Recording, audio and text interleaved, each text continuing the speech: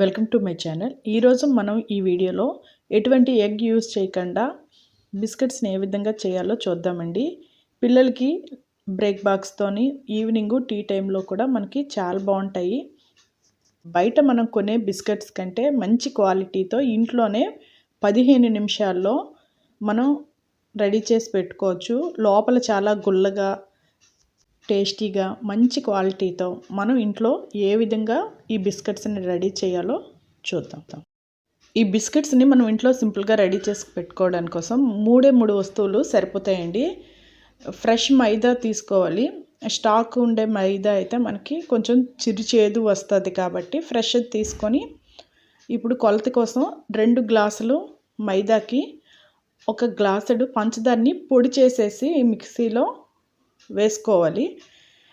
పంచదార పొడి చేసేటప్పుడే 2 యాలకులు కూడా వేసేయండి, బాగుంటుంది. చిటికెడు సాల్ట్ వేసేసుకొని ఈ పంచదార పొడి ఈ సాల్ట్ మొత్తంను మిక్స్ అయ్యేటట్లు ఫస్ట్ కలిపేసుకోవాలి.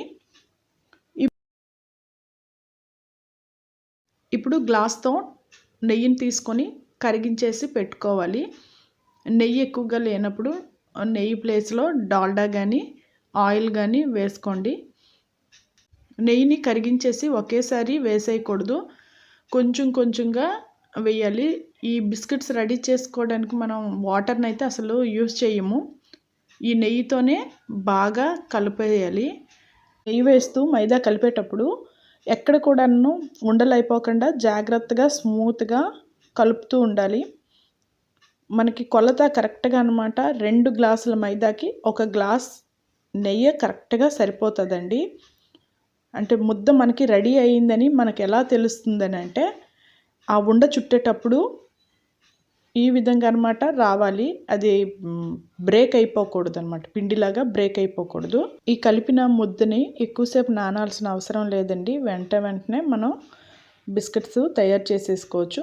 ముందుగా ఒక కుక్కర్ని తీసుకొని స్టవ్ ఆన్ చేసేసి ఇందులో ఇసుక కానీ సాల్ట్ కానీ సమాంతరంగా అనమాట మొత్తమును ఈక్వల్గా స్ప్రెడ్ చేసేసుకొని ఒక్క 5 మినిట్స్ మూత పెట్టేసి వేడి చేయాలి. ఇసుక అందులో వేడి అవ్వాలి. ఈలోగా మనం ఇంకొక చదునైన ప్లేట్ అనమాట, అడుగు సమాంతరంగా ఉండే ప్లేట్ని తీసుకొని నెయ్యి అప్లై చేసుకొని బిస్కెట్స్ని ఎలా రెడీ చేయాలంటే మనం రౌండ్గా ముద్ద చేసి జస్ట్ స్మూత్గా అనమాట అరిచేతితో ఈ విధంగా కోవా బిళ్ళల్లాగా చేసి పెట్టుకుంటే సరిపోతుంది.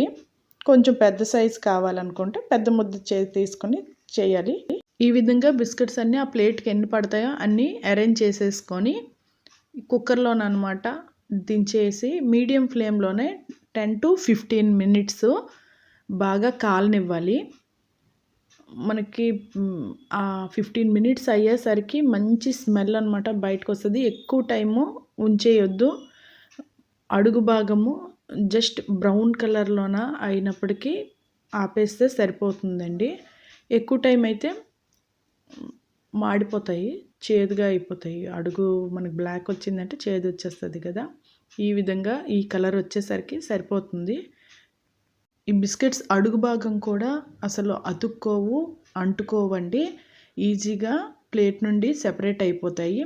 ఇది బయటికి తీసేసి మిగిలిన ముద్ద కూడా మనకు కావలసిన సైజులో బిస్కెట్స్ తయారు చేసేసి కుక్కర్లో పెట్టేసుకుంటే రెడీ అయిపోతాయి. అంతే, ఎటువంటి ఎగ్ యూస్ చేయకుండా 3 వస్తువులతోని చాలా టేస్ట్గా ఉండే బిస్కెట్స్ రెడీ అవుతాయి.